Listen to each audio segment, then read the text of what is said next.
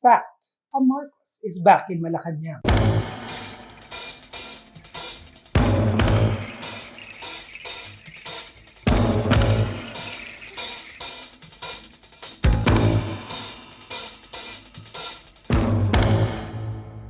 The Marcos presidency was written in the stars. Hindi naging madali ang pagbabalik ng isang President Marcos sa Malacañang. This was no small feat. Bakit? Ang ingay kasi ng anti-Marcos. From the political opposition, kaliwat kanan ng mga hinain nilang mga kaso, mula sa COMELEC, mula sa Ombudsman, even with foreign bodies. Pinigilan ang pagbabalik ng mga Marcoses and ngayon may nakahain pa rin sa Supreme Court. Academics and historical revisionists, tuloy-tuloy ang propaganda laban sa pamilyang ito. May mga libro, may mga documentaries, there are even political cartoons. And these can be found in most libraries, in most cinemas, even on Netflix. Media and religious organizations have had it in for the Marcoses mulat sa poll, biased or slanted news, yellow journalism as it is called, within the field. Pero meron din naman genuine abuse victims of power players nung panahon ni Ferdinand Marcos Sr. Not necessarily by the man himself, pero he took the responsibility for this when he declared in 1981 na dapat i-report sa kanya ang mga umaabuso ng mga tao niya, global and foreign interventionists. Ito ang pinakadelikado at pinakamahirap patunayan. Pero unti-unti nag-i-invest in organizations here in the Philippines, whether it be businesses who contribute to political opposition or media entities.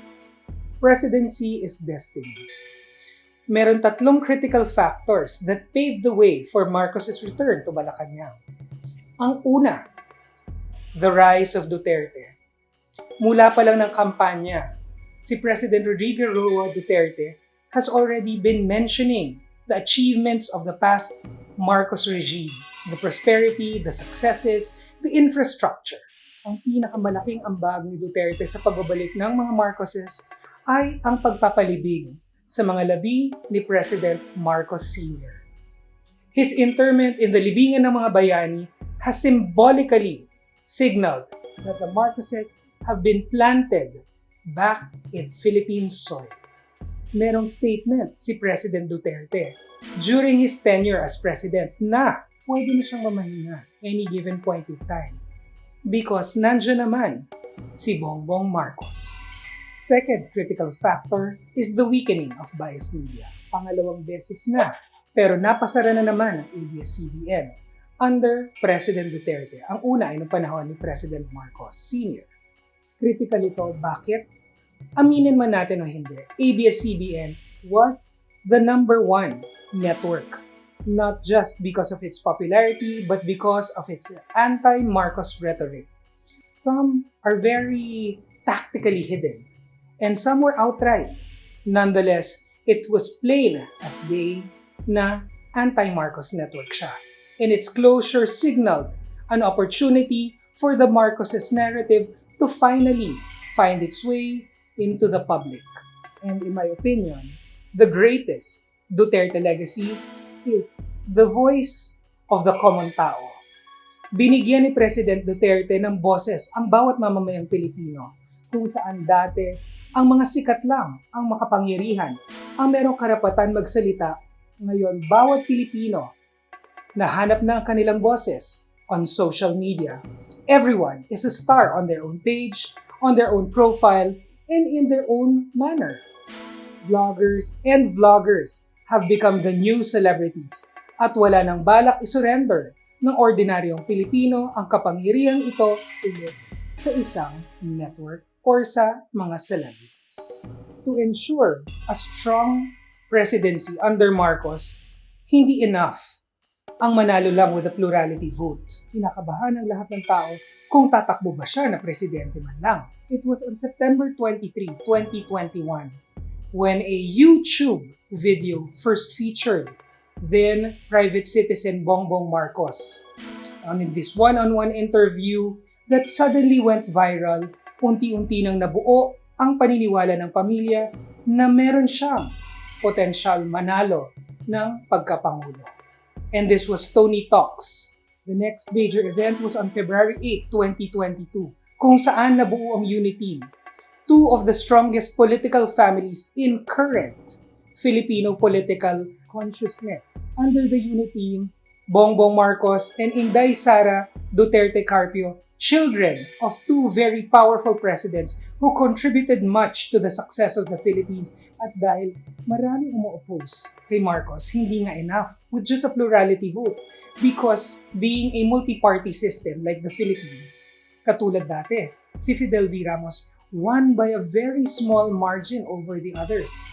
Not even 20% of the votes. Marcos needed a majority vote to ensure a safe and secure and at least mostly tranquil and peaceful governance. The Philippines has only ever had 3 presidents who won by a majority vote. The first was in 1935, when then Manuel L. Quezon became the next president after Emilio Aguinaldo with 67.99% of the votes. The second person to win by majority vote was President Ferdinand Marcos Sr.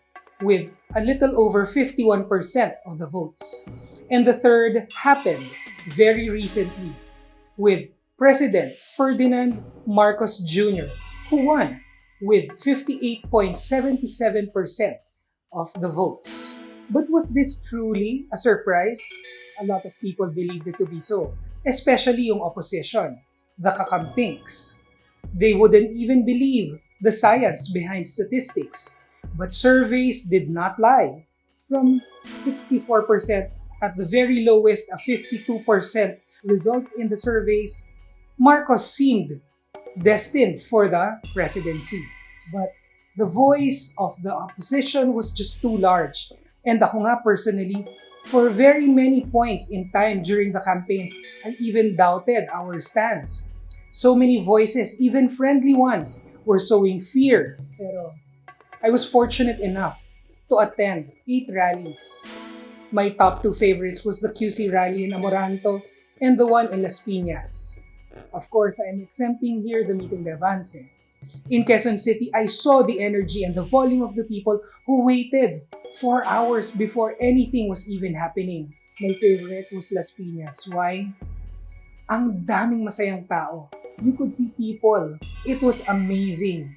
I saw several senior citizens who waited hours and hours sitting just to see Bongbong Marcos.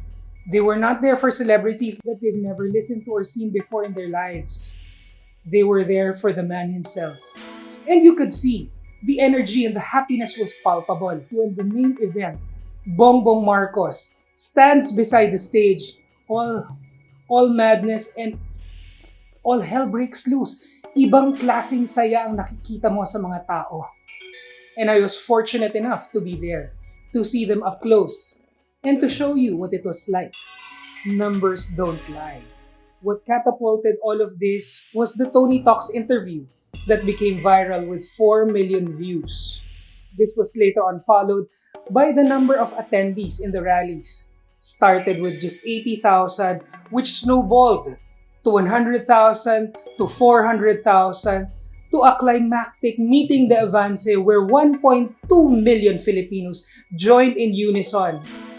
Ang saya at ang high mula sa kampanya ng meeting de Avance ay unti-unting naging pagtibok ng puso namin at kaba when the election day came. On May 8, each one of us trooped very early sa mga polling centers. I myself cast my vote at a very early hour in the morning with my father, both of us solid supporters of the Marcoses. But alam na namin, we had a very, very long night ahead of us. In the middle of the day, me and my friends who were planning an e-meeting and e-inuman that night took naps, power naps, because we knew bawal kumurap, bawal matulog ng gabi yun. And when the numbers had reached a whopping 29 million for both Inday Sara and Bongbong Marcos, we knew it was time to pop the champagne and to hit the sack. When all things started to culminate, the proclamation which happened in Batasan with Imelda Marcos herself joining Bongbong Marcos, her son, to welcome the 17th President of the Philippines, President-elect at that time. The inauguration came, and what was 31 million of us who voted him into office became, in his eyes, 110 million Filipinos. Because he does not see political colors, he just sees a job before him, and he is willing to serve those who love him, like I do, and those who even hate him. Doesn't matter, he is now the president of us all. And at noon, on June 30th of the year 2022, the Marcoses are officially back in Malacañan. Next week, we shall begin discussing the appointees of President Bongbong Marcos to his cabinet, starting with the man himself as President and Secretary of Agriculture. This is Cocky Rocky on facts, not feelings.